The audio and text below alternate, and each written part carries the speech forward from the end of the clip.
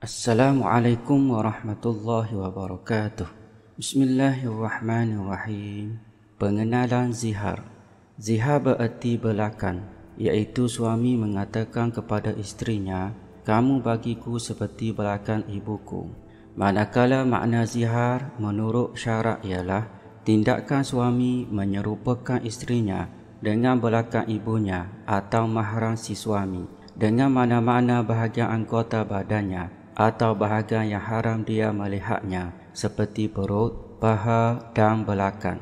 Orang Arab pada zaman jahiliyah dahulu menggunakan zihar sebagai salah satu penceraian atau talak. Tetapi setelah agama Islam tersebar dan hukum hakam Islam berkembang, maka Islam telah membatalkan zihar jahiliyah dan menetapkan zihar adalah bukan daripada bahagian talak atau penceraian. Akan tetapi, zihar di dalam Islam melarang suami mencampuri isterinya sebelum membayar kifarat.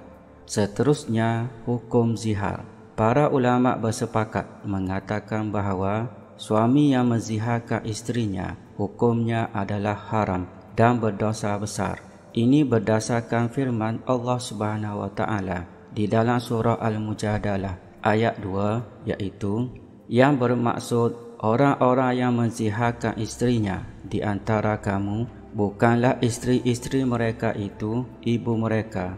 Ibu-ibu mereka tidak lain hanyalah wanita yang melahirkan mereka, dan sesungguhnya mereka yang melakukan demikian mengucapkan sesuatu perkataan mungkar dan dusta. Seterusnya, lafaz zihar.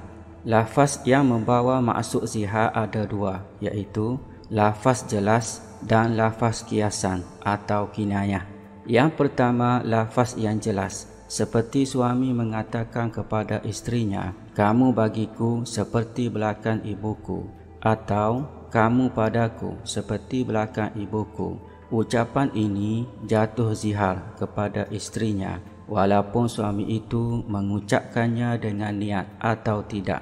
Yang kedua, lafaz kiasan atau kinayah, iaitu boleh membawa dua maksud, iaitu zihar atau bukan zihar, dan lafaz kiasan ini bergantung atas maksud suami atau niat si suami yang melafazkannya. Lafaz zihar kiasan atau kinayah seperti "Bagiku kamu seperti ibu dan saudara perempuanku," atau "Padaku kamu seperti emak dan adik perempuanku." Akan tetapi tidak berlaku zihar jika suami menyamakan isterinya dengan ibunya atau dengan saudara mahramnya pada bukan anggota zahir tetapi pada batinnya, seperti menyamakannya dengan kemuliaannya atau kehormatannya atau hatinya atau pada tabiatnya, seperti masakannya atau percakapannya dan seumpamanya.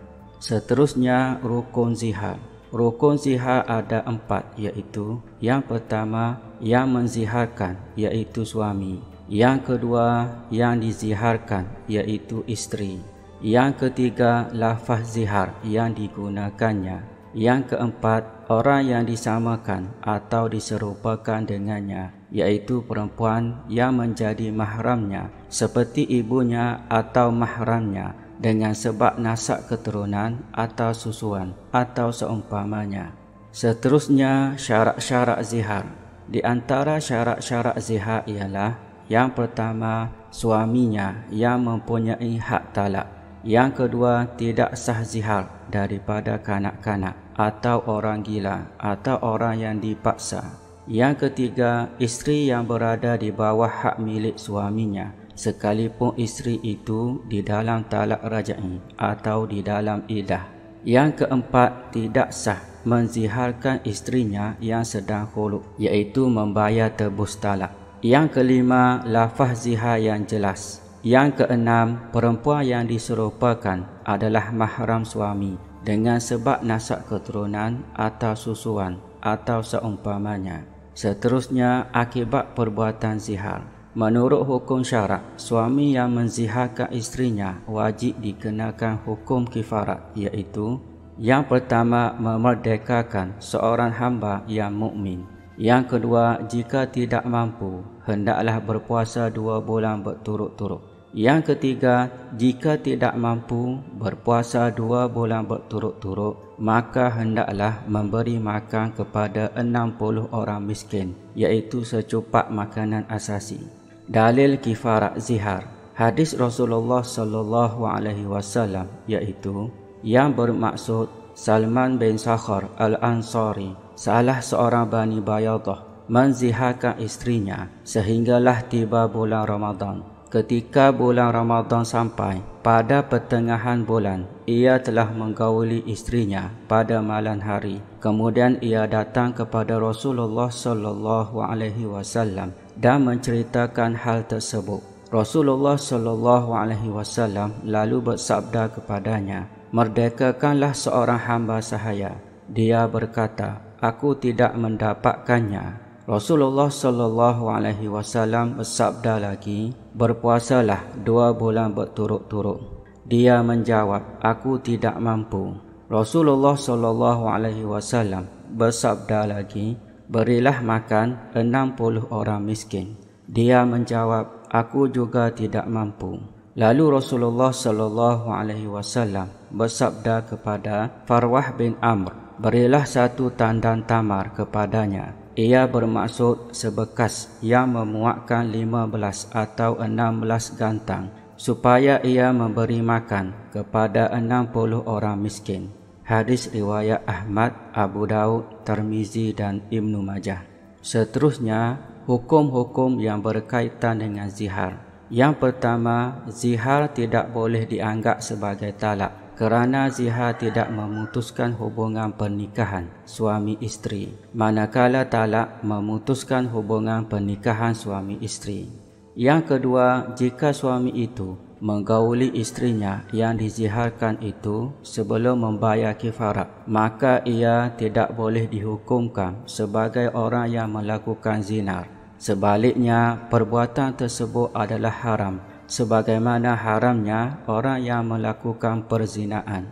Yang ketiga, jika suami menggauli istrinya yang diziharkan berulang kali, maka dikenakan ke atasnya 1 kifarat sahaja. Ini berdasarkan hadis Rasulullah sallallahu alaihi wasallam iaitu anna Nabi sallallahu alaihi wasallam fil mazahiri yuwaqi'u qabla an yukaffira qala kafaratun wahidatun, yang bermaksud dari Nabi sallallahu alaihi wasallam mengenai masalah orang yang menziharkan istrinya lalu menggaulinya sebelum membayar kifarat. Baginda bersabda, ia wajib membayar 1 kifarat sahaja.